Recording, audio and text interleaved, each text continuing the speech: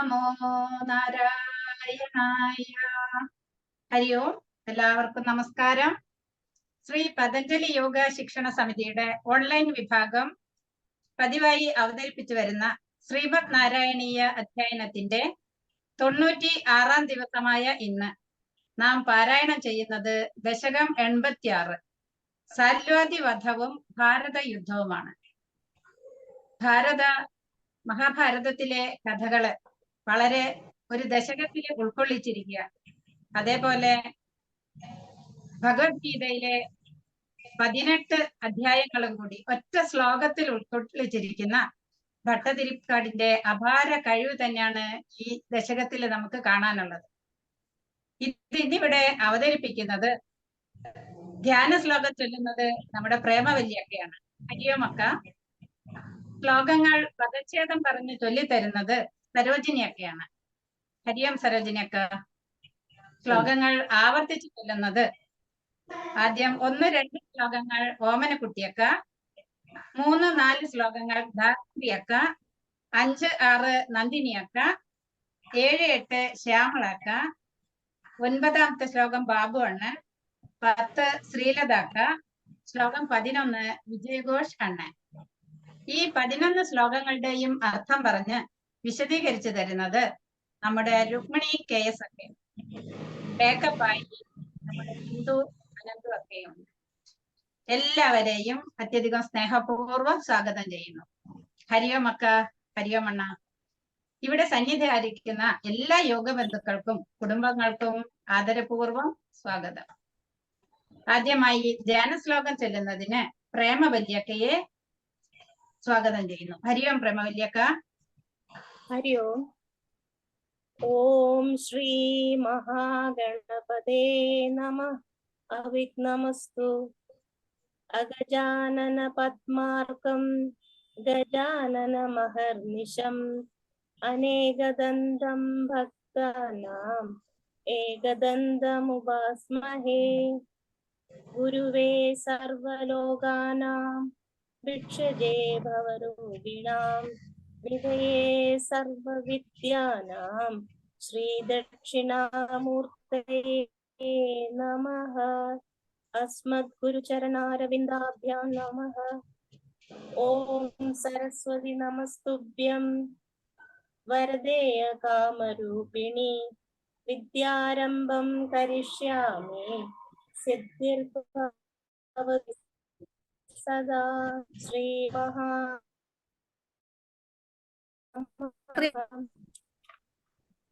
ശ്രീകൃഷ്ണ ഗോവിന്ദ ഹരേ മുരാരേ ശ്രീനാഥ നാരായണ വാസുദേവ. ശ്രീകൃഷ്ണ ഗോവിന്ദ ഹരേ മുരാരേ ശ്രീനാഥ നാരായണ വാസുദേവ.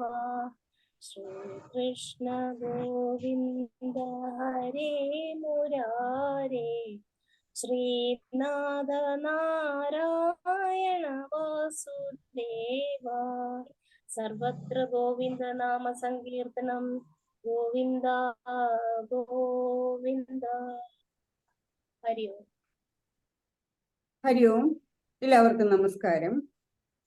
ഇന്ന് നമ്മൾ പഠിക്കുന്നത് ദശകം 86 സാല്വാദി വധവും ഭാരതയുദ്ധവും.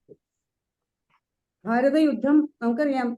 മഹാഭാരത യുദ്ധം വളരെ കഠോരമായ യുദ്ധമാണ്. അത്ര തന്നെ കഠോരമായ വാക്കുകളാണ് മേൽപ്പത്തൂർ ഭട്ടതിരിപ്പാട് ഈ ശ്ലോകങ്ങളിൽ ഉപയോഗിച്ചിട്ടുള്ളത്. അതുകൊണ്ട് നമുക്കിത് ചൊല്ലാൻ നല്ല ബുദ്ധിമുട്ടുണ്ട്. എല്ലാവർക്കും അത് അത്ര അങ്ങ് നാവ് വഴങ്ങുന്നതല്ല. എന്നാലും നമുക്കൊന്ന് ശ്രമിച്ചു നോക്കാം. പിന്നെ ഇത് ചിലതൊക്കെ 2 ലൈനിലൊക്കെ 2 ലൈനെ നിർത്താവൂ എന്നൊക്കെ ഉണ്ട്. ചിലയിടത്തൊന്നും നിർത്താൻ പാടില്ല. അങ്ങനെയൊക്കെ വരുമ്പോൾ നമുക്ക് ശ്വാസം കിട്ടാനും ഒക്കെ നമുക്ക് ബുദ്ധിമുട്ടുണ്ടാവും. അപ്പോൾ എല്ലാവരും അതൊന്ന് ശ്രദ്ധിച്ചിട്ട് വായിക്കുക. ഞാൻ ആദ്യത്തെ 2 ലൈൻ ആദ്യം ചൊല്ലിത്തരും. അത് റിപ്പീറ്റ് ചെയ്യുന്ന ആള് അത് 2 ലൈൻ റിപ്പീറ്റ് ചെയ്യുക. അതിനുശേഷം പിന്നത്തെ 2 ലൈൻ ചൊല്ലും, അത് റിപ്പീറ്റ് ചെയ്യുക. പിന്നെ ശ്ലോകം മുഴുവനും ചൊല്ലിത്തരും. ഓക്കെ, നമുക്ക് തുടങ്ങാം. ഒന്നാമത്തെ ശ്ലോകം പദച്ഛേദം പറയാം. സാല്വഹ സാല്വോ സാല്വഹ ഭൈഷ്മീ വിവാഹേ യദുബല വിജിത ചന്ദ്രചൂഡാഭിമാനം യദുബല വിജിത ചന്ദ്രചൂഡാത് വിമാനം വിന്ദൻ സൗഭം സഹ മായി ത്വയി വസതി പുരൂൻ ത്വത് പുരീം അഭ്യഭാംക്ഷീത് പുരൂം ത്വത് പുരീം അഭ്യഭാംക്ഷീത് പ്രദ്യുമ്നഃ തം നിരുന്ധൻ നിഖില യദുഭടൈർ നഗ്രഹീദുഗ്രവീര്യം നിരുന്ധൻ നിഖില യദുഭടൈഹി നഗ്രഹീത് ഉഗ്രവീര്യം തസ്യാമാത്യം ദ്യുമന്തം വ്യജനി ച സമരഃ സപ്തവിംശതി അഹാന്തഃ. ശ്ലോകം പാരായണം. സാല്വോ ഭൈഷ്മീ വിവാഹേ യദുബല വിജിതശ്ചന്ദ്രചൂഡാദ്വിമാനം വിന്ദൻ സൗഭം സമായി ത്വയി വസതി പുരും പുരീമഭ്യഭാംക്ഷീത്. സാല്യോ ഭൈഷ്മീ വിവാഹേ യദുബല വിജിത ചന്ദ്രചൂഡാദ്വിമാനം വിന്ദൻ സൗഭം സമായി ദ്വയി വസതി കുരൂൻ തത്പുരീമഭ്യഭാംക്ഷീത്. പ്രദ്യുമ്നസ്തം നിരുന്ധൻ നിഖില യദുഭടൈർനഗ്രഹീദുഗ്രവീര്യം തസ്യാമാത്യം ദ്യുമന്തം വ്യജനി ച സമരഃ സപ്തവിംശത്യഹാന്തഃ. പ്രത്യുമ്നസ്തം നിരുന്ധന്യഖില യദുഭടൈർ നൈഗ്രസ്ദീദൃഗ്രവീര്യം തസ്യാമാത്യം ദ്യുമന്തം വ്യജനി ച സമര സപ്തവിംശത്യഹാന്ത. ശ്ലോകം മുഴുവനായിട്ട് ചൊല്ലാം. സാല്വോ ഭൈഷ്മീ വിവാഹേ യദുബല വിജിതശ്ചന്ദ്രചൂഡാദ്വിമാനം വിന്ദൻ സൗഭം സമായി ത്വയി വസതി ഗുരും ത്വത്പുരീമഭ്യഭാംക്ഷീത്. പ്രദ്യുമ്നസ്തം നിരുന്ധൻ നിഖില യദുഭടൈർനഗ്രഹീദുഗ്രവീര്യം തസ്യാമാത്യം ദ്യുമന്തം വ്യജനി ച സമരഃ സപ്തവിംശത്യഹാന്തഃ. സാല്യോ ഭൈഷ്മീ വിവാഹേ യദുബല വിജിത ചന്ദ്രചൂഡാദ്വിമാനം വിന്ദൻ സൗഭം സമായി ദ്വയി വസതി കുരോൻ തത്പുരീം അഭ്യഭാംക്ഷീത്.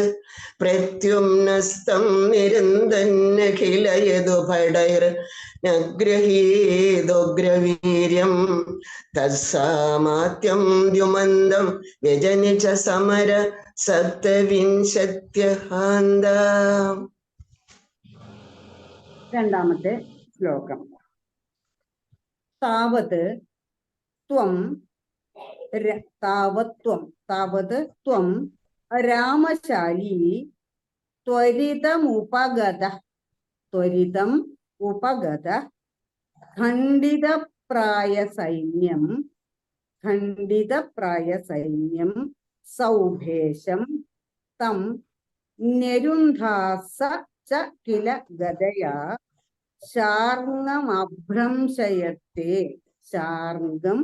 അഭ്രംശയത്തെ മായാതാതം വ്യഹിംസീദപി വ്യഹിംസീഹി അപി വ്യഹിംസീത് അപി തവ പുരത തത്വയാ അപി ക്ഷണാർത്ഥം നാജ്ഞായീത്യാഹുരേകേ നാജ്ഞായി ഇതി ആഹു ഏകേ തദിദം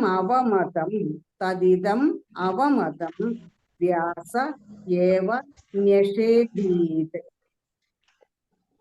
താവത്വം രാമശാലീ ത്വരിതമുപഗത ഖണ്ഡിതപ്രായ സൈന്യം സൗഭേശം തം ന്യരുന്ധാസ ച കില ഗദയാ ശാർഗമഭ്രംശയത്തെ താവത്തം രാമശാലി ത്വരിതമുപഗത ഖണ്ഡിതപ്രായ സൈന്യം സൗഭേശം തം നിരുന്ധസ ച കില ഗദയാ ശാർഗമം ഭ്രംശയത്തെ മായാതാതം വ്യഹിംസീദപി തവ പുരതസ്തത്വയാപി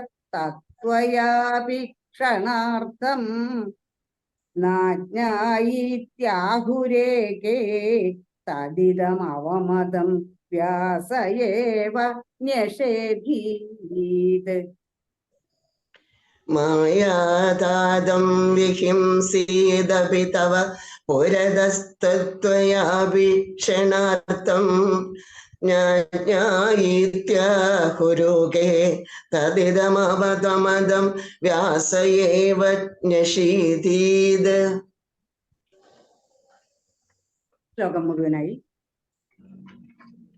താവത്വം രാമശാലീ ത്വരിതമുപഗത ഖണ്ഡിതപ്രായ സൈന്യം സൗഭേശം തം ന്യരുന്ധാസ ച കില ഗദയാ ശാർഗമഭ്രംശയത്തെ മായതാതം വ്യഹിംസീദപി തവ പുരതസ്തത്വയാപി ക്ഷണാർത്ഥം നാജ്ഞായീത്യാഹുരേകേ തദിദമവമതം വ്യാസ ഏവ ന്യഷേധീത്. താവത്തം രാമശാലി ത്വരിതമുപഗത ഖണ്ഡിതപ്രായ സൈന്യം സൗഭേശം തം നിരുന്ധസ ച കില ഗദയാ ശാർഗമം ഭ്രംശയത്തെ മായാതാദം വിഹിംസീദപി തവ പുരതസ്തത്വയാ വീക്ഷണാർത്ഥം നാജ്ഞായീത്യാഹുരേകേ തദിദമവമദം വ്യാസ ഏവ ന്യഷേധീത്. മൂന്നാമത്തെ ശ്ലോകം. ക്ഷിപ്ത്വാ സൗഭം ഗദാചൂർണിതം ഉദകനിധൗ ഉദകനിധൗ മങ്ക്ഷു സാല്വേ അപി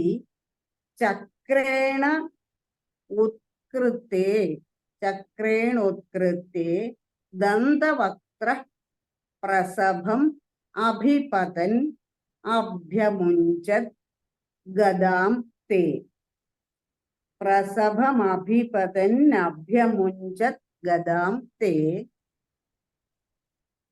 കൗമോദക്യാ ഹത അസൗ അപി സുകൃതനിധി ചൈദ്യവത് പ്രാപത് ഐക്യം സർവേഷാം യേഷ പൂർവം ത്വയി ധൃതമനസാം മോക്ഷണാർത്ഥ അവതാരഃ. ക്ഷിപ്ത്വാ സൗഭം ഗദാചൂർണിതമുദകനിധൗ മങ്ക്ഷുസാല്വേപി ചക്രേണോത്കൃത്തെ ദന്തവക്ത്ര പ്രസഭമഭിപതന്നഭ്യമുഞ്ചത് ഗദാം തേ. ക്ഷിപ്ത്വാ സൗഭം യഥാ ചൂർണിതമുദകനിധൗ മങ്ക്ഷുസാല്വേപി ചക്രേണോത്കൃത്തെ ദന്തവക്രപ്രസവമഭിപതന്നഭ്യമുഞ്ചത് ഗദാം തേ. കൗമോദക്യ ഹതോസാവപി സുകൃതനിധിശ്ചൈദ്യവത് പ്രാപദൈക്യം സർവേഷാമേഷ പൂർവം ത്വയി ധൃതമനസാം മോക്ഷണാർത്ഥോവതാര. കൗമോദക്യാം ഹതോസൗ സുഹൃതനിധിം ചൈത്യവത് പ്രാവദൈക്യം സർവേഷാമേഷ പൂർവം ത്വയി ധൃതമനസാം മോക്ഷണാർത്ഥോവതാരാം. ക്ഷിപ്വാ സൗഭം ഗദാചൂർണിതമുദകനിധൗ മങ്ക്ഷുസാല്യോപി ശക്രേണോത്ൃക്തേ ദന്തവക്ര പ്രസഭമഭിപതന്നഭ്യമുഞ്ചത് ഗദാം തേ. കൗമോദക്യ ഹതോസാവപി സുഹൃതനിധിശ്ചൈദ്യവത് പ്രാവദൈക്യം സർവേഷാമേഷ പൂർവം ത്വയി ധൃതമനസാം മോക്ഷണാർത്ഥോവതാര. ക്ഷിപ്വാ സൗഭം ഗദാചൂർണിതമുദകനിധൗ മങ്ഷുസാഢ്യേപി ചക്രേണോക്ൃത്തെ ദന്തവക്രപ്രസവമഭിപതന്നഭ്യമുഞ്ചദ്ഗദാം തേ. കൗമോദക്യാം ഹതോസൗ അവിസുകൃതനിധിം ചൈത്യവത് പ്രാവദൈക്യം സർവേഷാമേഷ പൂർവം ത്വയി ധൃതമനസാം മോക്ഷണാർത്ഥോവതാരാം. നാലാമത്തെ ശ്ലോകം. ത്വയി ആയാതെ അധ ജാതേ കില കുരു സദസി യൂതകേ സംയതായ ക്രന്ദന്ത്യാ യാജ്ഞസേന്യാ സകരുണം അകൃധാ ചേലമാലാം അനന്താം അന്നാന്തപ്രാപ്ത ശർവാംശജ മുനി ചകിത ദ്രൗപദീ ചിന്തിത. അതൊരൊറ്റ വാക്കാണ്. യാജ്ഞസേന്യാ സകരുണം അകൃധാശ്ചേലമാലാം അനന്താം അന്നാന്ത പ്രാപ്ത. അടുത്തത് അന്നാന്ത പ്രാപ്ത ശർവാംശജ മുനി ചകിത ദ്രൗപദീ ചിന്തിതോധ. ദ്രൗപദീ ചിന്തിത അധ പ്രാപ്തഃ ശാകാന്നം അശ്നൻ. മുനിഗണം അകൃതാഃ തൃപ്തിമന്ദം വനാന്തേ. ശ്ലോകം അതിന് 2 ലൈൻ ചൊല്ലാം. ത്വയ്യായാതേ ധജാതേ കില കുരു സദസി ദ്യൂതകേ സംയതായ ക്രന്ദന്ത്യായാജ്ഞസേന്യാ സകരുണമകൃധാശ്ചേലമാലാം അനന്താം. ത്വയ്യാജാതേ ദജാതേ കിള കുരു സദസി ദ്യൂതകേ സംജതായ ക്രന്ദന്ത്യായാജ്ഞസേന്യാ സകരുണമകൃധാ ചേലമാലാമനന്താം. അന്നാന്തപ്രാപ്ത ശർവാംശജ മുനി ചകിത ദ്രൗപദീ ചിന്തിതോധ പ്രാപ്ത ശാകാന്നമശ്നൻ മുനിഗണമകൃതാസ്തൃപ്തിമന്തം വനാന്തേ.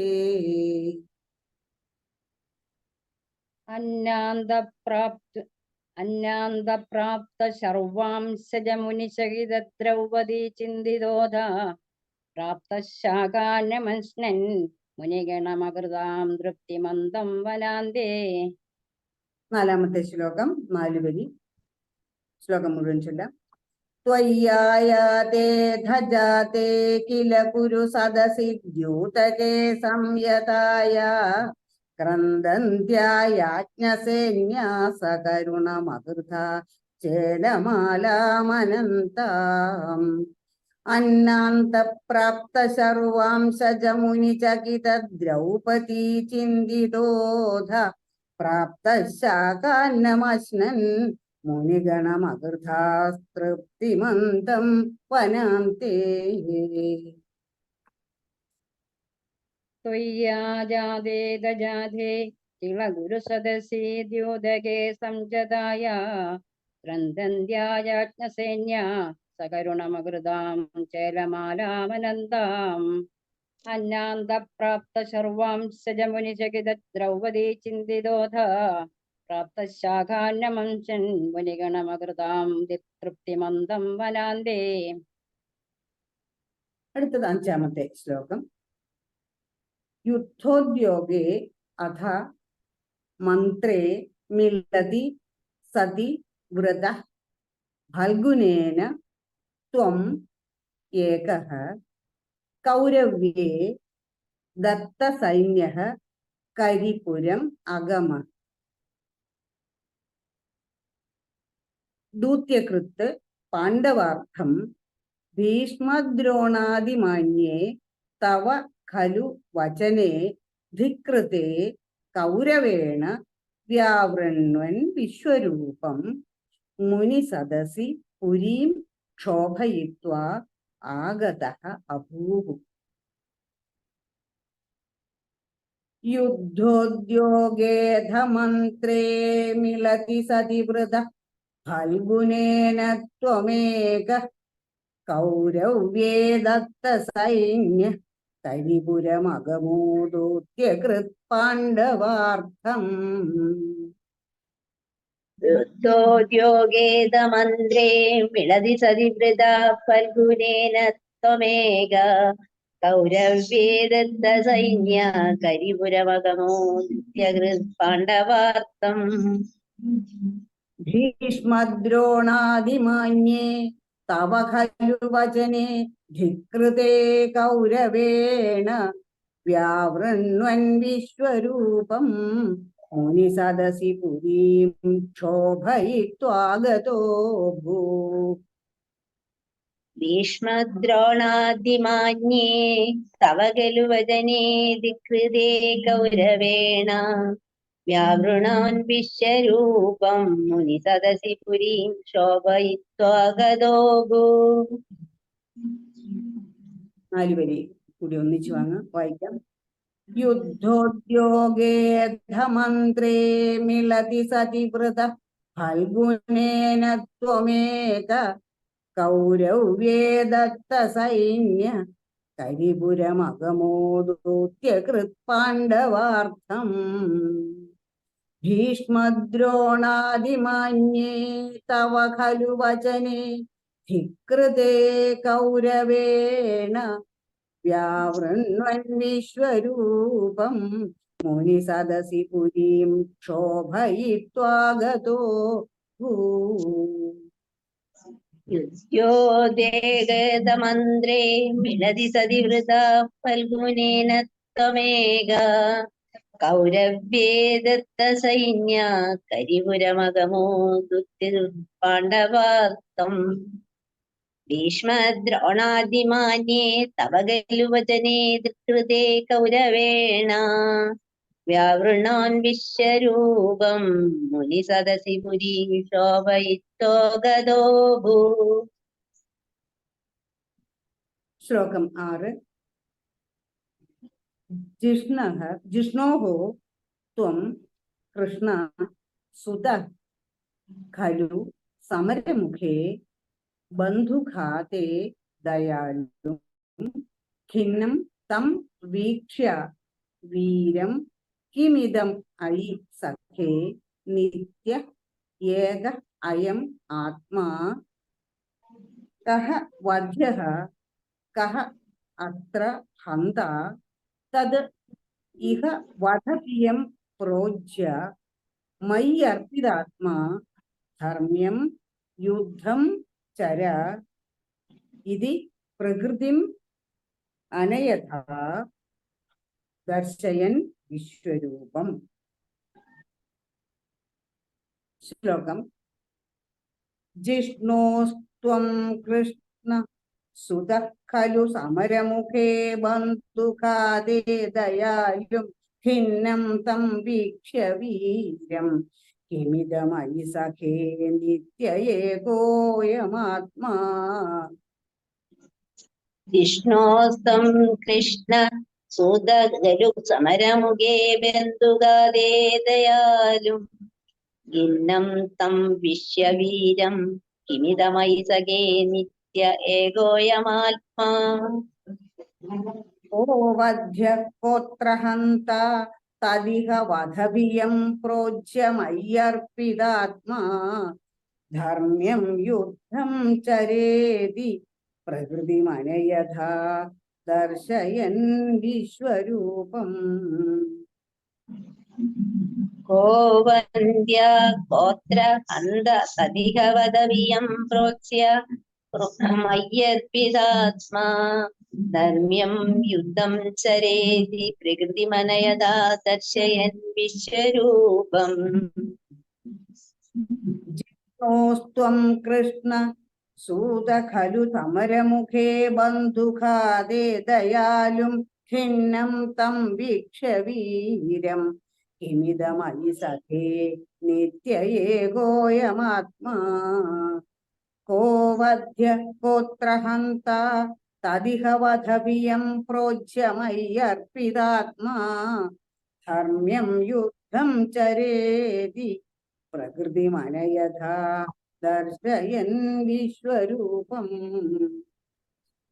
വിഷ്ണോസ്തം കൃഷ്ണ സൂത ഗലു സമരമുഖേ ബന്ധുഗാദേ ദയാലും ഖിന്നം തം വീക്ഷ്യ വീരം കിമിതമയി സഖേ നിത്യ ഏകോയാത്മാ. കോ വന്ദ്യ ഗോത്രഹന്ത തദിഹ വദവിയം പ്രോച്യമയ്യർപ്പിതാത്മാ ധർമ്മ്യം യുദ്ധം ചരേതി പ്രകൃതിമനയഥാ ദർശയൻ വിശ്വരൂപം. അടുത്തത് 7ാമത്തെ ശ്ലോകം. അച്ഛതം ഭക്തോത്തംസേ അധ ഭീഷ്മേ തവ ധരണിഭരക്ഷേപകൃത്യൈകസക്തി. അത് ഒറ്റ വാക്കാണ്. നിത്യം നിത്യം വിഭിന്ദതി അവനിഭൃതയുതം പ്രാപ്തസാദേ ച പാർത്ഥേ നിശസ്ത്രത്വപ്രതിജ്ഞാം വിജഹത് അരിവരം വിജഹത് അരിവരം ധാരയൻ ക്രോധശാലി ഇവ ആധാവൻ. ക്രോധശാലി ഇവ ആധാവൻ പ്രാഞ്ജലിം തം നതശിരസം അധ വീക്ഷ്യ മോദാത്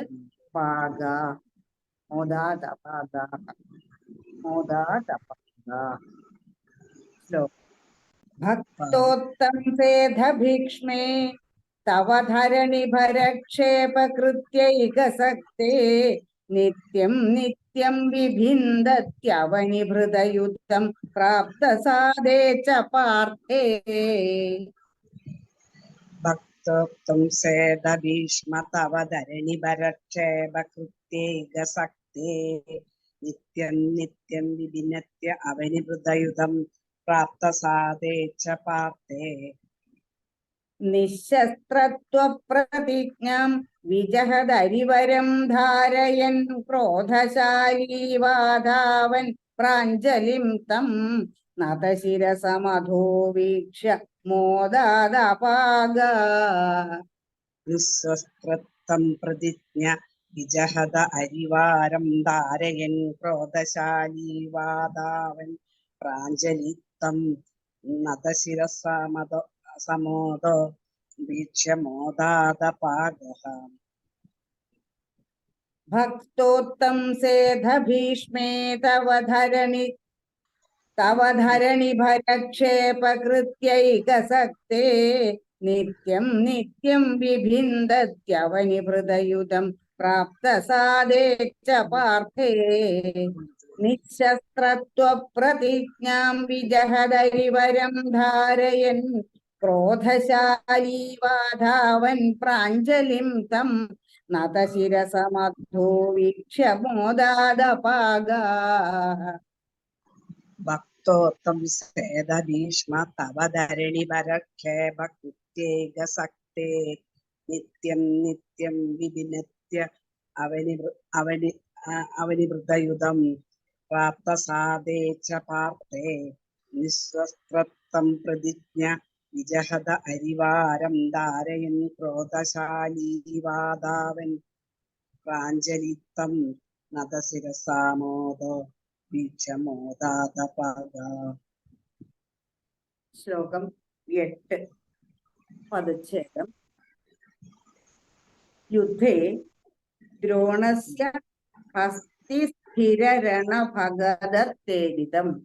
ഒറ്റ വാക്കാണ്. ഹസ്തിസ്ഥിരരണഭഗദത്തേരിതം വൈഷ്ണവാസ്ത്രം വക്ഷസി ആധത്ത. വക്ഷസി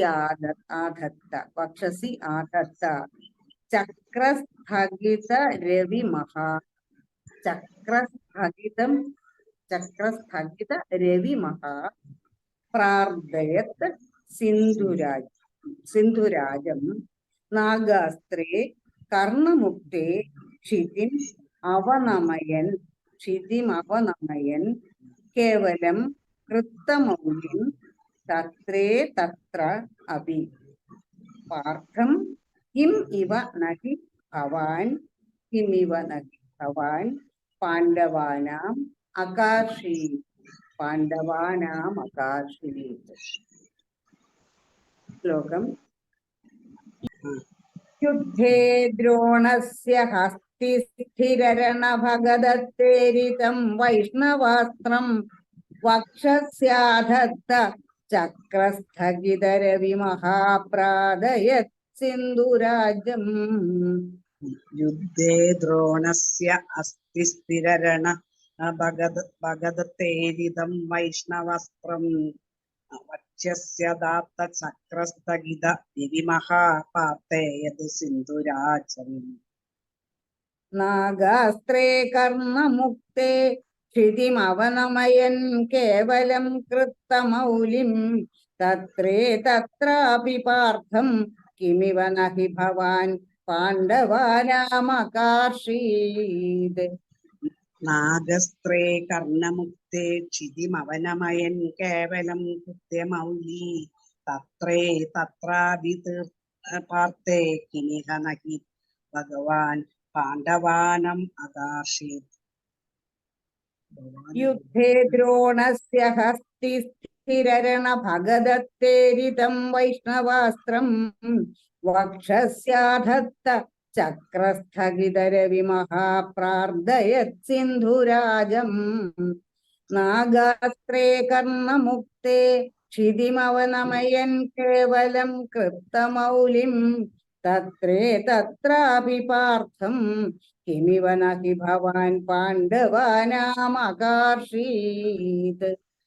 യുദ്ധേ ദ്രോണസ്യ അസ്ഥിസ്ഥിരരണ ഭഗത്തേരിത വൈഷ്ണവാസ്ത്രം വക്ഷ്യസ്യ ദാത്ത ചക്രസ്ഥഗിത രവിമഹാപാർത്തയത് സിന്ധുരാജം. നാഗസ്ത്രേ കർണമുക്തേ ക്ഷിതിമവനമയൻ കേവലം കൃത്തമൗല്യം തത്രേ തത്രാപി പാർത്ഥം കിമിഹ നഹി ഭവാൻ പാണ്ഡവാനാ അകാർഷിതം. അടുത്തത് 9ാമത്തെ ശ്ലോകം പദച്ഛേദം. യുദ്ധാദൗ തീർത്ഥഗാമി സഹ ഖലു ഹലധരഃ നൈമിഷക്ഷേത്രം ഋച്ഛൻ അപ്രത്യുദ്ധായി സൂതക്ഷയകൃതഃ. അത് അപ്രത്യുദ്ധായി സൂതക്ഷയകൃത് അധ സുഖം തത്പദേ കൽപ്പയിത്വാ യജ്ഞഘ്നം ബല്വലം പർവണി പരിദളയൻ സ്നാതതീർത്ഥഃ രണാന്തേ സംപ്രാപ്ത ഇമ ദുര്യോധനരണം അശമം ചാത പുരീം തേ. ശ്ലോകം.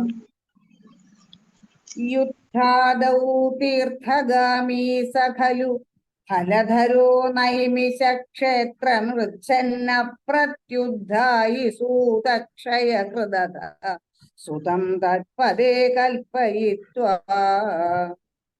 യുദ്ധാദൗ തീർത്ഥഗാമി സകലു ഹലധരോ നൈമീശ ക്ഷേത്രമുച്ചൻ അപ്രത്യുത്ഥായി സുതക്ഷയ കൃതത സുതം തത്പദേ കൽപ്പയിത്വാ. യജ്ഞഘ്നം വല്വലം പർവണി പരിദളയൻ സ്നാതതീർത്ഥോരണാന്തേ സംപ്രാപ്തോ ഭീമദുര്യോധനരണമശമം വീക്ഷയാത പുരീം തേ. യജ്ഞഘ്നം വല്വലം പർവണി പരിദളയൻ സ്നാനതീർത്ഥോരണാന്തേ സംപ്രാപ്തോ ഭീമദുര്യോധനരണം അശമം വീക്ഷയാത പുരീം തേ. യുദ്ധാദൗ തീർത്ഥഗാമീ സ ഖലു ഫലധരോ നൈമിഷക്ഷേത്രമൃച്ഛന്നപ്രത്യുദ്ധായി സൂതക്ഷയകൃതഥ സുതം തൽപദേ കൽപ്പയിത്വാ. യജ്ഞഘ്നം വല്വലം പർവണി പരിദളയൻ സ്നാതതീർത്ഥോരണാന്തേ സംപ്രാപ്തോ ഭീമദുര്യോധന രണമശമം വീക്ഷയാത പുരീം തേ. യുദ്ധാദോ തീർത്ഥഗാമി സഖലു ഫലധരോ നൈമീശ ക്ഷേത്രമൃച്ഛൻ അപ്രത്യുത്ഥായി സുതക്ഷയ കൃതത സുതം തത്പദേ കൽപ്പയിത്വാ. യജ്ഞഘ്നം വല്വലം പർവണി പരിദളയൻ സ്നാനതീർത്ഥോരണാന്തേ സംപ്രാപ്തോ ഭീമദുര്യോധനരണം അശമം വീക്ഷ്യയാത പുരീം തേ. 10ാമത്തെ ശ്ലോകം. സംസുപ്ത ദ്രൗപദേയ ക്ഷപണഹതധിയം ദ്രൗണിം യത്യ ത്വദുക്ത്യാ തന്മുക്തം ബ്രാഹ്മമസ്ത്രം സമഹൃത വിജയ മൗലിരത്നം ച ജഹ്രേ. ഉച്ഛിത്തൈ പാണ്ഡവാനാം പുനഃ അപി ച വിശതി ഉത്തരാഗർഭം അസ്ത്രേ രക്ഷൻ അങ്കുഷ്ടമാത്രഃ കില ജഠരം അഗാഹ ചക്രപാണി വിഭോ ത്വം. ജഠരം അഗാ ചക്രപാണി വിഭോ ത്വം. ജഠരം അഗാഹ ചക്രപാണി വിഭോ ത്വം. സംസുപ്തദ്രൗപദേയ ക്ഷപണഹതധിയം ദ്രൗണിമേത്യ ത്വദുക്ത്യാ തന്മുക്തം ബ്രാഹ്മമസ്ത്രം സമഹൃത വിജയോ മൗലിരത്നം ച ജഹ്രേ. സംസുപ്തദ്രൗപദേയക്ഷപണഹതധിയം ദ്രൗണിമേത്യ ത്വദുക്ത്യാ തന്മുക്തം ബ്രാഹ്മമസ്ത്രം സമഹൃത വിജയോ മൗലിരത്നം ച ജഹ്രേ. ഉച്ഛിത്തൈ പാണ്ഡവാനാം പുനരപി ച വിശത് ഉത്തരാഗർഭമസ്ത്രേ രക്ഷന്നങ്കുഷ്ടമാത്ര കില ജഠരമഗാശ്ചക്രപാണിർവിഭോ ത്വം. ഉച്ഛിത്തൈ പാണ്ഡവാനാം പുനരപി ച വിശത്യുത്തരാഗർഭമസ്ത്രേ രക്ഷന്നംഗുഷ്ടമാത്രഃ കില ജഠരമഗാശ്ചക്രപാണിർവിഭോ ത്വം. സംസുപ്തദ്രൗപദേയ ക്ഷപണഹതധിയം ദ്രൗണിമേത്യ ത്വദുക്ത്യാ തന്മുക്തം ബ്രാഹ്മമസ്ത്രം സമഹൃത വിജയോ മൗലിരത്നം ച ജഹ്രേ. ഉച്ഛിത്തൈ പാണ്ഡവാനാം പുനരപി ച വിശത്യുത്തരാഗർഭമസ്ത്രേ രക്ഷന്നങ്കുഷ്ടമാത്ര കില ജഠരമഗാശ്ചക്രപാണിർവിഭോ ത്വം. സംസുപ്തദ്രൗപദേയക്ഷപണഹതധിയം ദ്രൗണിമേത്യ ത്വദുക്ത്യാ തന്മുക്തം ബ്രാഹ്മമസ്ത്രം സമഹൃത വിജയോ മൗലിരത്നം ച ജഹ്രേ. ഉച്ഛിത്തൈ പാണ്ഡവാനാം പുനരപി ച വിശത്യുത്തരാഗർഭമസ്ത്രേ രക്ഷന്നംഗുഷ്ടമാത്രഃ കില ജഠരമഗാശ്ചക്രപാണിർവിഭോ ത്വം. 11ാമത്തെ ശ്ലോകം. പദച്ഛേദം. ധർമ്മൗഖം ധർമ്മസൂനോ അഭിദധത് അഖിലം ഛന്ദമൃത്യു സഹ ഭീഷ്മഃ ത്വാം പശ്യൻ. അവിടെ ധർമ്മസൂനോരഭിദധദഖിലം ഛന്ദമൃത്യു സ ഭീഷ്മ ത്വാം പശ്യൻ.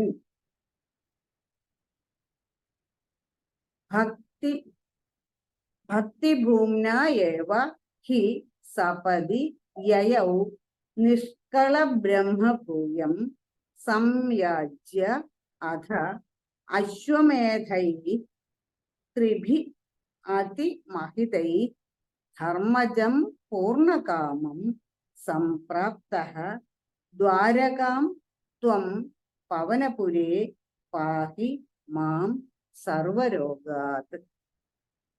അവിടെ സംയാജ്യാധാശ്വമേധൈ ത്രിഭിരതി മഹിതൈർ ധർമ്മജം പൂർണ്ണകാമം. അവിടെയാണ് സംയാജ്യ അധ അശ്വമേധൈ ത്രിഭിഹി അതിമഹിതൈ ധർമ്മജം പൂർണ്ണകാമം. ഓക്കെ, ശ്ലോകം. ധർമ്മൗഘം ധർമ്മസൂനോരഭിദധദഖിലം ഛന്ദമൃത്യു സ ഭീഷ്മസ്ത്വാം പശ്യൻ ഭക്തിഭൂമ്നൈവ ഹി സപദി യയൗ നിഷ്കളബ്രഹ്മഭൂയം. ധർമ്മൗഘം ധർമ്മസൂനോരഭിദധഖിലം ഛന്ദമൃത്യു സ ഭീഷ്മസ്ത്വാം പശ്യൻ ഭക്തിഭൂമ്നൈവ ഹി സപദി യയൗ നിഷ്കളബ്രഹ്മഭൂയം.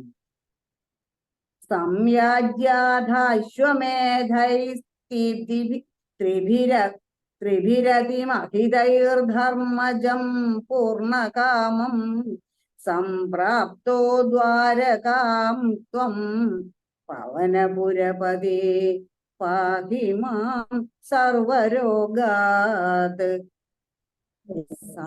സംയാജ്യാശ്വമേധൈസ്ത്രിഭിരതിമഹിതൈർധർമ്മജം പൂർണ്ണകാമം സംപ്രാപ്തോ ദ്വാരകാം ത്വം പവനപുരപദേ പാഹി മാം സർവരോഗാത്. ധർമ്മൗഘം ധർമ്മസൂനോരഭിദധദഖിലം ഛന്ദമൃത്യു സ ഭീഷ്മസ്ത്വാം പശ്യൻ ഭക്തിഭൂമ്നൈവ ഹി സപദി യയൗ നിഷ്കളബ്രഹ്മഭൂയം. സംയാജ്യാധാശ്വമേധൈസ്ത്രിഭിരതിമഹിതൈർധർമ്മജം പൂർണ്ണകാമം സംപ്രാപ്തോ ദ്വാരകാം ത്വം പവനപുരപദേ പാഹി മാം സർവരോഗാത്.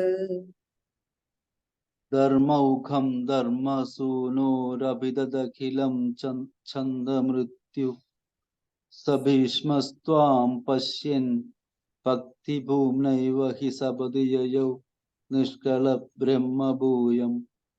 സംയാജ്യാധാശ്വമേധൈസ്ത്രിഭിരതിമഹിതൈർധർമ്മജം പൂർണ്ണകാമം സംപ്രാപ്തോ ദ്വാരകാം ത്വം പവനപുരപദേ പാഹി മാം സർവരോഗാത്. ഹരി ഓം. എക്സ്പ്ലനേഷൻ രുക്മിണിയക്ക. ഹരി ഓം. ഇവിടെ ഈ 86-ാമത്തെ ദശകം സാല്വാദിവധവും ഭാരതയുദ്ധവും അതിന്റെ ദൈർഘ്യവും കാഠിന്യവും ഒക്കെ നിങ്ങൾക്ക് ഈ ശ്ലോകം ചൊല്ലിയപ്പോൾ തന്നെ മനസ്സിലാവും. അത് മാത്രമല്ല ഓരോ ശ്ലോകത്തിലും ഒരുപാട് കാര്യങ്ങൾ ഉൾക്കൊള്ളിച്ചിട്ടുണ്ട്. മേൽപ്പത്തൂര് ആകെ 15 മിനിറ്റേ ഉള്ളൂ. ഓരോ ശ്ലോകവും എടുത്ത് പറയാതെ അതിന്റെ ഉള്ളടക്കം പറഞ്ഞു പോകാമെന്ന് വിചാരിക്കുന്നു. ആദ്യത്തെ ശ്ലോകത്തില് ഇവിടെ ഈ രുക്മിണി സ്വയംവരത്തില് യാദവ സൈന്യങ്ങളാൽ പരാജയപ്പെട്ട സാല്വൻ വെറുതെ ഇരുന്നില്ല. മഹേശ്വരനെ തപസ് ചെയ്ത് സൗഭം എന്ന ഒരു വിമാനം കരസ്ഥമാക്കി.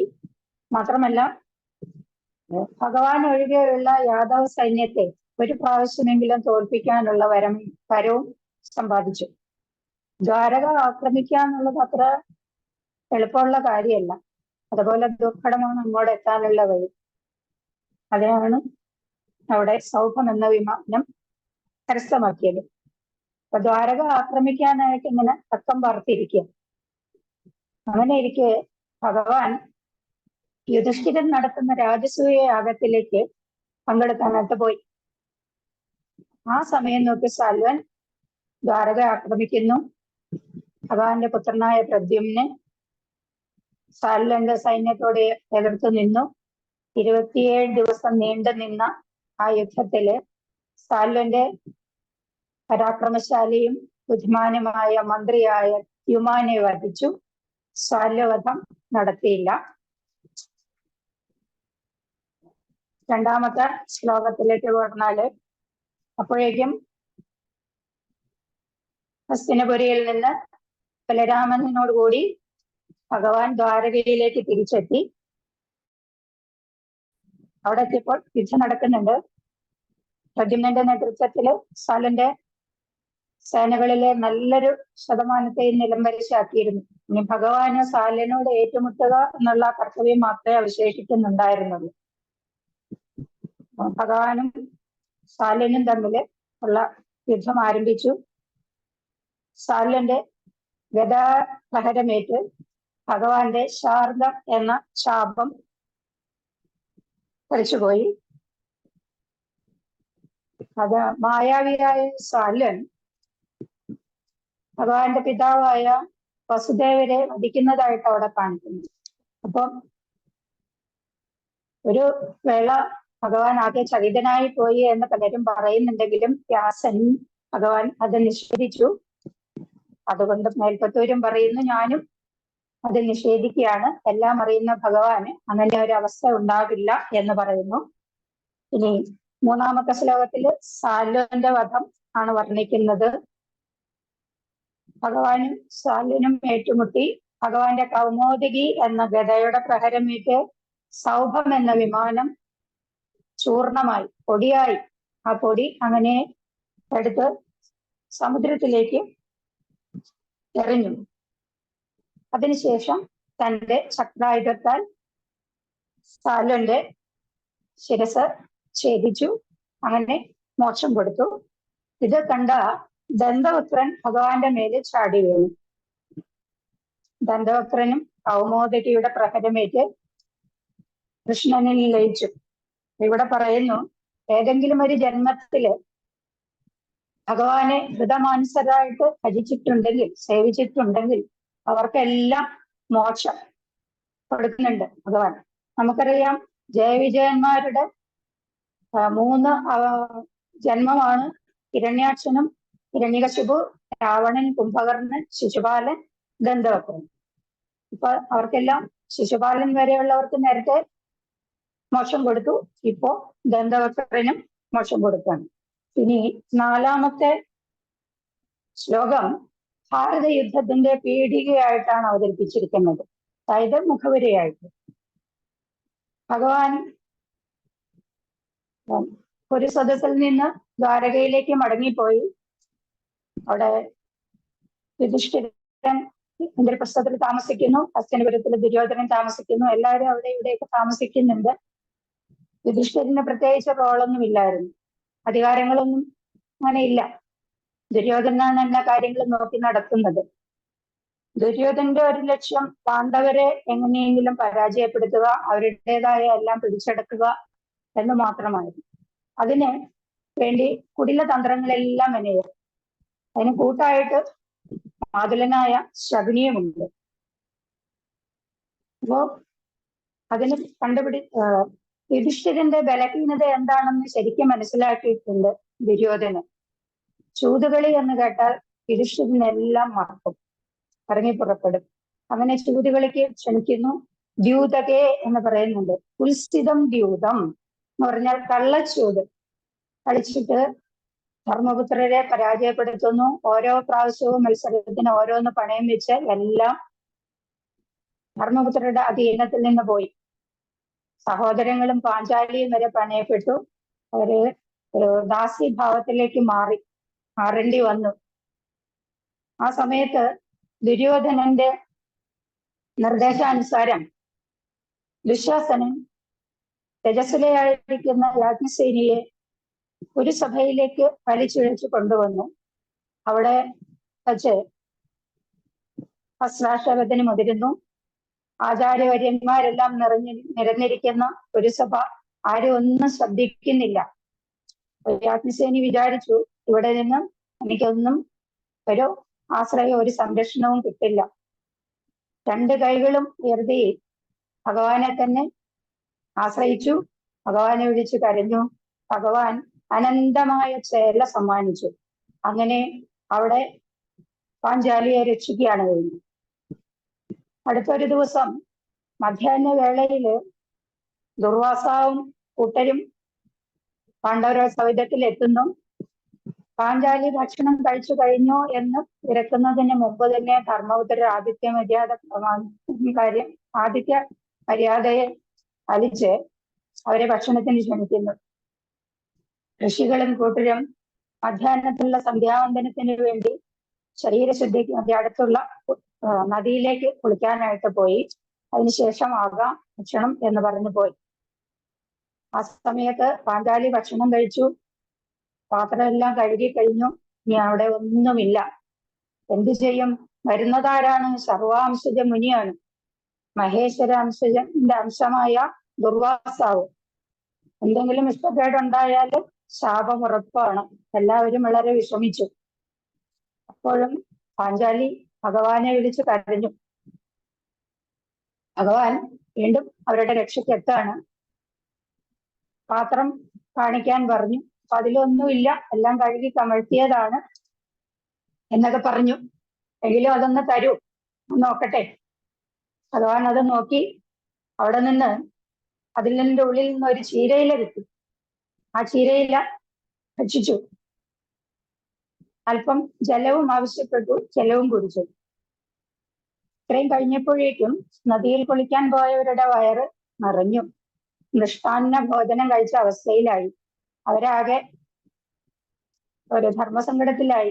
ഈ പെരുംവയറ് വെച്ചുകൊണ്ട് എങ്ങനെ തിരിച്ച് പാണ്ഡവ സൈന്യത്തിലേക്ക് എത്തുക ഭക്ഷണത്തിനായിക്കൊണ്ട്? ആപ്പാടെ ഒരു നാണക്കേട്. ഏതായാലും സന്ധ്യാവന്തനം ഒക്കെ കഴിഞ്ഞ് കരയ്ക്ക് കയറി നാളകേടിന് പോവണ്ട എന്ന് പറഞ്ഞ് അവര് ഹസ്തിനപുരയിലേക്ക് തന്നെ തിരിച്ചുപോയി. ഇവിടെ ഒന്ന് നമുക്ക് ഓർക്കാം, ഉള്ളൂരിന്റെ ഒരു കവിതയുണ്ട്. താനുണ്ട ചീരയിലയാൽ ദാന്തന്യം ഉൾതൃപ്തി ചേർത്തതും എന്ന് പറഞ്ഞ് ആ ഒരു വരി നമുക്കിവിടെ ഓർമ്മിക്കുന്നത് നല്ലതാണ്. അങ്ങനെ അപ്പോഴും പാണ്ഡവരുടെ രക്ഷയ്ക്ക് എത്തുകയാണ്. ഇനി 5-ാമത്തെ ശ്ലോകം യുദ്ധോദ്യോഗമാണ്, ഉദ്യോഗപർവം. അവിടെ ഭാരത യുദ്ധത്തിനുള്ള സാഹചര്യങ്ങളെല്ലാം ഒരുങ്ങി. എന്റെ മന്ത്രാലോചനകൾ നടന്നുകൊണ്ടിരിക്കുന്നു. ഭഗവാന്റെ സഹായം തേടാൻ തീരുമാനിച്ചു. അർജുനൻ ഭഗവാന്റെ അടുത്തേക്ക് പോയി. തൊട്ട് പിന്നാലെ ദുര്യോധനനും ചെന്നു. ആദ്യം ചെല്ലുന്നത് അർജുനനാണ്. ഏതായാലും ഉറക്കം നടിച്ചു കിടന്ന ഭഗവാൻ ഉണർന്നു. ആവശ്യം ചെന്ന ഉദ്ദേശം വെളിപ്പെടുത്തി. ഭഗവാൻ പറഞ്ഞു, ഈ യുദ്ധത്തില് ഞാൻ ആയുധം എടുക്കില്ല. ഒരാളുടെ ഞാൻ എന്നെ തരാം, ബാക്കി ഒരാൾക്ക് എന്റെ സൈന്യത്തെയും തരാം എന്ന് പറഞ്ഞു. അതുകൊണ്ട് ആദ്യം വന്നത് അർജുനനാണല്ലോ. അർജുനോട് എന്താണ് വേണ്ടത് എന്ന് ചോദിച്ചു. അർജുനൻ പറഞ്ഞു, എനിക്ക് ഭഗവാനെ മതി. അങ്ങനെ ദുര്യോധനന് സൈന്യവും ലഭിച്ചു. അങ്ങനെ പോകുന്നു. അപ്പോ പാണ്ഡവർക്ക് വേണ്ടി സംസാരിക്കാൻ വേണ്ടി ഭഗവാൻ ഹസ്തിനപുരത്തിലേക്ക് പോകാൻ തയ്യാറാവുന്നു. അപ്പോ പാഞ്ചാലി ചെന്നിട്ട് പറയുന്നു, കേശം ഇത് കണ്ടു നീ കേശവാഗമിക്കണം എന്ന് ഭഗവാനോട് പറയുന്നുണ്ട്. അപ്പൊ ഇവിടെ നോക്കൂ, യുദ്ധം വേണമെന്ന് ചിന്തിക്കുന്നവരും വേണ്ട എന്ന് ചിന്തിക്കുന്നവരുമുണ്ട്. എന്തായാലും യുദ്ധം തുടങ്ങുന്നതിന് മുമ്പ് ഒരു സന്ധി സംഭാഷണം അത് ഇല്ലാതെയാക്കാൻ ഒരു ശ്രമം നടത്തുക എന്നുള്ളത് ഒരു രീതിയുണ്ട്. ഭഗവാൻ അതിനുവേണ്ടി ഹരിപുരത്തിലേക്ക് പോയി, ഹസ്തിനപുരത്തിലേക്ക് പോയി. അവിടെ ചെന്നപ്പോഴേക്കും ചെല്ലുന്ന വാർത്ത അറിഞ്ഞ് ദുര്യോധനൻ ഒരു സദസ്സിലുള്ള എല്ലാവരോടും പറഞ്ഞു, കൃഷ്ണൻ വരുന്നുണ്ട്, കൃഷ്ണൻ വരുമ്പോൾ ആരും ആദരിക്കരുത്, ആരും എഴുന്നേൽക്കരുത് എന്ന് പറഞ്ഞു. അപ്പൊ അവിടെ ഒരു ഇരിപ്പിടം ഒരുക്കി കൊടുത്തു. അത് ശന്തനു മഹാരാജാവ് ഉപയോഗിച്ചിരുന്ന സിംഹാസനമായിരുന്നു. ആ സിംഹാസനത്തിന്റെ പ്രത്യേകത, അർഹതയില്ലാത്ത ആരെങ്കിലും അതിൽ ഇരുന്നാൽ അയാളുടെ തല പൊട്ടിത്തെറിക്കും. അപ്പൊ ദുര്യോധനൻ വിചാരിച്ചു, കൃഷ്ണൻ വന്നിരിക്കുകയാണ്, തല പൊട്ടിത്തെറിക്കുകയാണെങ്കിൽ എളുപ്പമായില്ല കാര്യങ്ങള്. ഏതായാലും അങ്ങനെ ഒരു ഇരിപ്പിടം അവിടെ ഒരുക്കി ഇട്ടിരുന്നു. സദസ്സിലേക്ക് കൃഷ്ണനെ എത്തിച്ചേർന്നു. ആചാര്യൻ എല്ലാവരും, ഭീഷ്മര ദ്രോണരടക്കം എല്ലാവരും ഉണ്ട്. അവരെല്ലാവരും എഴുന്നേറ്റ് നിന്നു ആദരിച്ചു. സംഭ്രമത്താൽ ദുര്യോധനൻ എന്താ ചെയ്യണ്ടേന്ന് അറിയില്ല. എഴുന്നേൽക്കാൻ ശ്രമിച്ചതോട് കാല് തട്ടി അവിടെ വീണു. എഴുന്നേൽക്ക പോലും ചെയ്യരുതെന്ന് പറഞ്ഞ ആൾക്ക് അവിടെ സാഷ്ടാംഗം പ്രണമിക്കേണ്ടി വന്നു. അതാണ് അങ്ങനെ ഒരു സംഭവം അവിടെ ഉണ്ടായി. കൃഷ്ണൻ പറഞ്ഞ ഉപാധികൾ ഒന്നും അംഗീകരിക്കാൻ ദുര്യോധനൻ തയ്യാറായില്ല. അതില് ദേഷ്യം പൂണ്ട് കൃഷ്ണൻ എന്ത് ചെയ്തു, വിശ്വരൂപ ദർശനം കൊടുത്തു. അവിടെ അത് താങ്ങാനുള്ള കഴുത്ത് പലർക്കും ഉണ്ടായിരുന്നില്ല. ദുര്യോധനൻ അവിടെ ആലസ്യപ്പെട്ട് വീണു.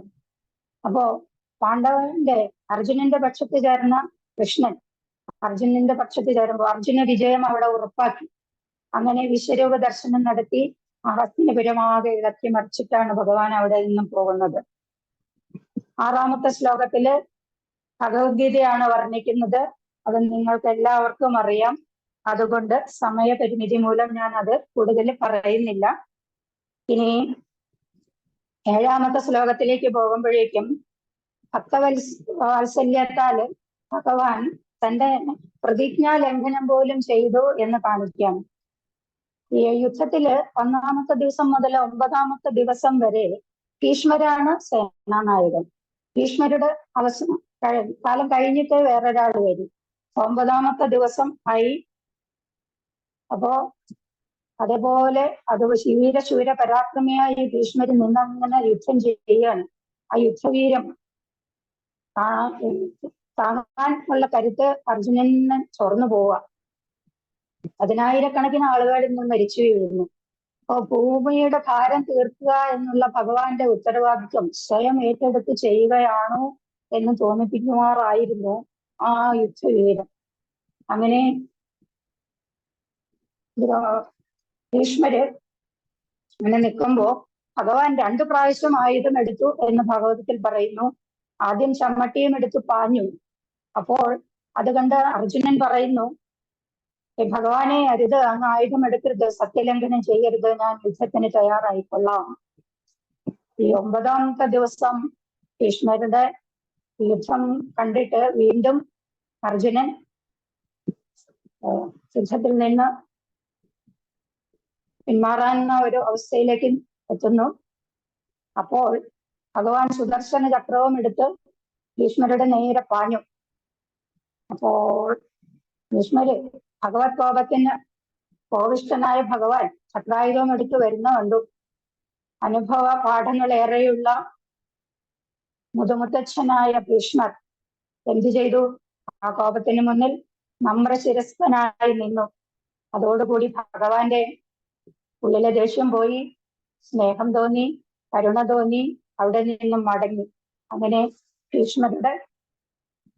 ഭീഷ്മര് വീണു. തുടർന്ന് വന്നത് ദ്രോണരാണ്. ദ്രോണരുടെ യുദ്ധത്തില് ഭഗദത്തൻ എന്നൊരാള് ആനപ്പുറത്തിരുന്ന് യുദ്ധം ചെയ്യുന്നുണ്ട്. ഭഗദത്തൻ നരകാസുരന്റെ പുത്രനാണ്. ഒരർത്ഥത്തില് മഹാവിഷ്ണുവിന്റെ പൗത്രനാണ്. ഭൂമിദേവിക്ക് വരാഹമൂർത്തിയിലുണ്ടായ പുത്രനാണ് നരകാസുരൻ. നരകാസുരന്റെ പുത്രനാണ് ഭഗദത്തൻ. ആ ഭഗദത്തന്റെ കയ്യിൽ വൈഷ്ണവാസ്ത്രമുണ്ട്. വൈഷ്ണവാസ്ത്രം പ്രയോഗിച്ചപ്പോൾ ഭഗവാൻ പക്ഷസിലേക്ക് അത് സ്വീകരിച്ചു, ആഭരണമാക്കി. അതിലൽപ്പം വിമുഖത അർജുനന് തോന്നി. അത് മനസ്സിലാക്കിയ കൃഷ്ണൻ പറഞ്ഞു, അർജുന അത് ഞാൻ തന്നെ കൊടുത്തതാണ്, അത് താങ്ങാനുള്ള കരുത്ത് നിനക്കില്ലാത്തത് കൊണ്ടാണ് ഞാൻ എൻ്റെ മാറിലേക്ക് അത് ചേർത്തത് എന്ന് പറയുന്നു.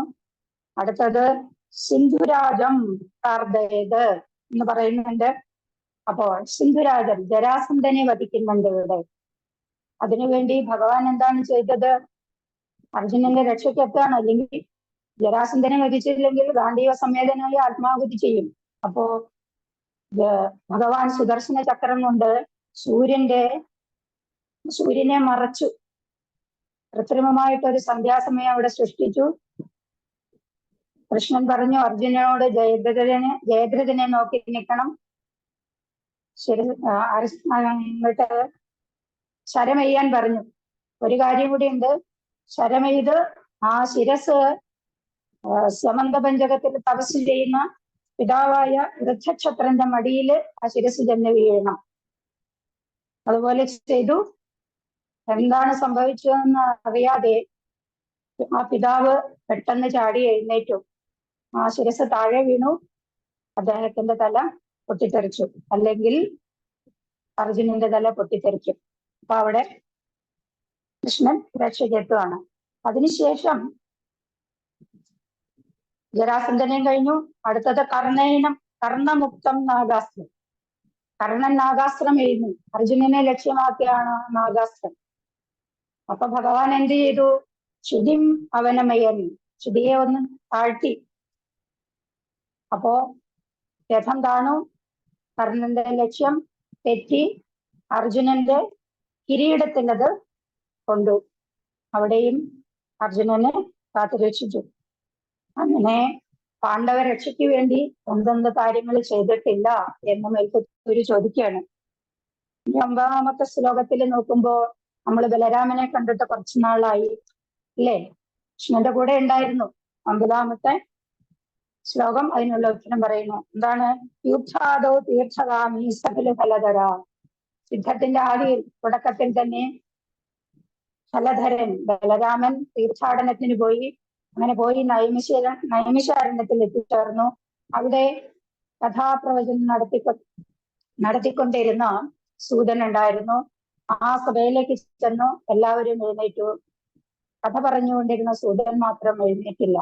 അതിൽ കുപിതനായി അദ്ദേഹത്തെ വധിച്ചു. രോമഹർഷണൻ എന്നാണ് സൂതന്റെ പേര്.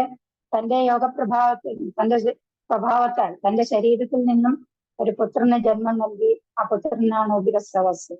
അങ്ങനെ രോമഹർഷണന്റെ പുത്രനായ ഉഗ്രശ്രവസനെ ആ സ്ഥാനത്ത് അവരോധിച്ചു. ബ്രഹ്മഹത്യാപാപം ഒഴിവാക്കാനായി എന്ത് ചെയ്യണം?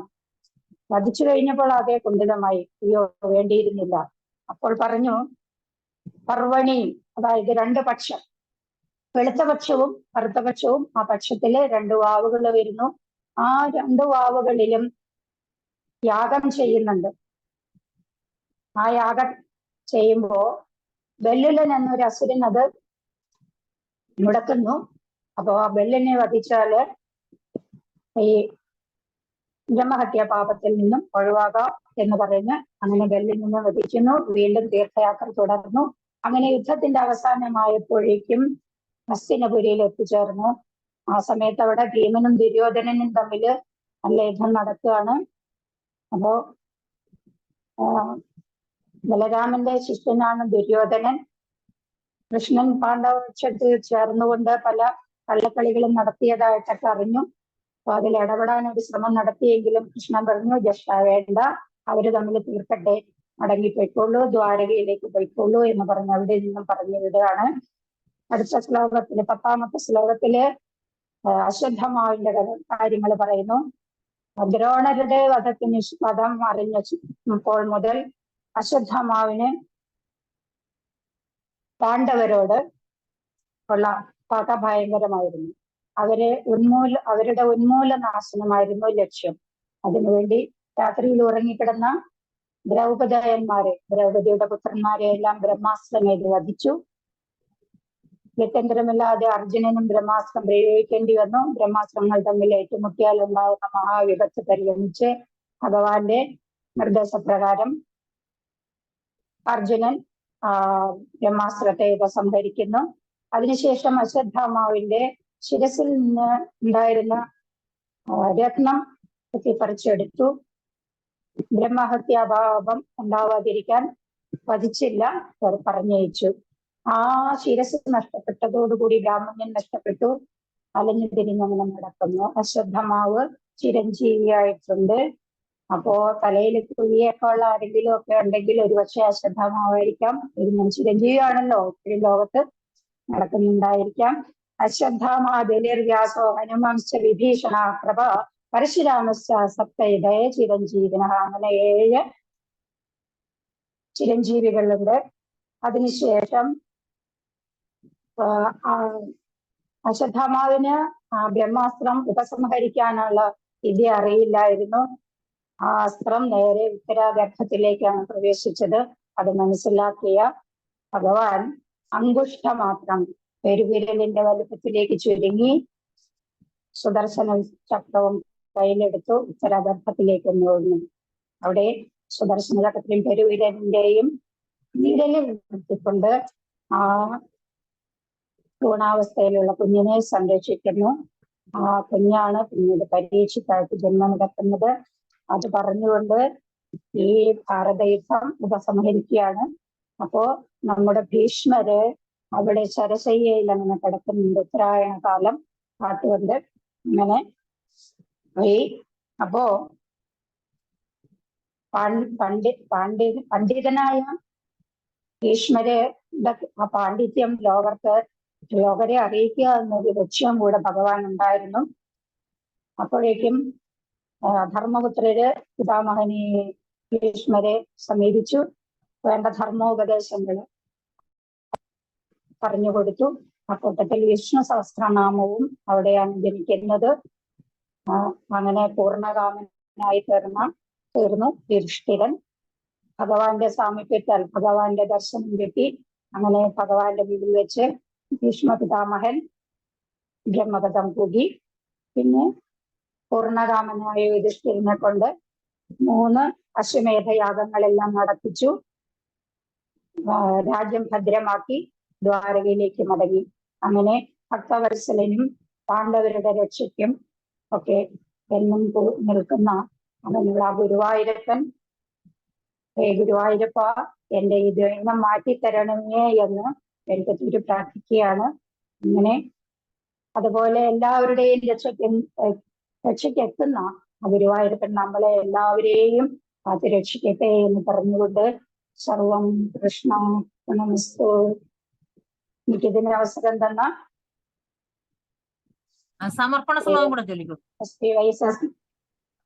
സമർപ്പണം എന്തോ കായൻ വാച കായേന വാചാ മനസേന്ദ്രിയേ വാ ബുദ്ധ്യാത്മനാ വാ പ്രകൃതേ സ്വഭാവാ കരോമി യദ്യത് സകലം പരസ്മൈ നാരായണായേതി സമർപ്പയാമി. സർവം നാരായണായേതി സമർപ്പയാമി. തത്സത്. ഈ അവസരം തന്ന SPYSS ഓൺലൈൻ മലയാള സെക്ഷന്റെ എല്ലാ സാരഥികൾക്കും അതിന്റെ മുന്നിലും നിന്ന് പ്രവർത്തിക്കുന്ന എല്ലാവർക്കും നന്ദി. ഇത്രയും നേരം കേട്ടുകൊണ്ടിരുന്നത് ഓരോരുത്തർക്കും നന്ദി അറിയിക്കുന്നു. ഹരി ഓം. ഹരി ഓം അക്ക. ഹരി ഓം.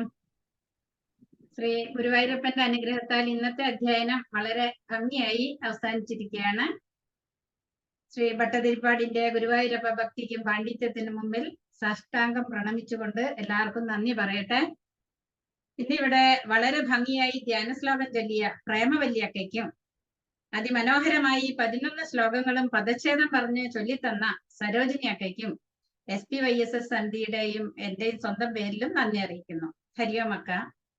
പിന്നെ 11 ശ്ലോകങ്ങള് വളരെ സ്ഫുടമായിട്ട് ആവർത്തിച്ചു ചൊല്ലിയ ഓമനക്കുട്ടിയക്ക, ധാത്രിയക്ക, നന്ദിനിയക്ക, ശ്യാമളക്ക, ബാബു അണ്ണൻ, ശ്രീലതാക്ക, വിജയഘോഷ് അണ്ണൻ, ഇവർക്കെല്ലാവർക്കും പ്രത്യേകം നന്ദി, നമസ്കാരം. പിന്നെ വളരെ പരിമിതമായ സമയത്തിനുള്ളിൽ ഈ എല്ലാ ശ്ലോകങ്ങളുടെയും വിശദീകരണം അതിമനോഹരമായി നിർവഹിച്ച നമ്മുടെ രുക്മിണി അക്കയ്ക്കും SPYSS സന്ധിയുടെ പേരിലും സ്വന്തം പേരിലും നന്ദി അറിയിക്കുന്നു. ഹരിയോം അക്ക. പിന്നെ എല്ലാറ്റിനും ഇത്രയും നേരം ബാക്കപ്പായി നിന്ന നമ്മുടെ സിന്ധു അനന്തു അക്കയ്ക്ക് പ്രത്യേകം നന്ദി ഓരോരുത്തരുടെ പേരിലും അറിയിക്കുന്നു.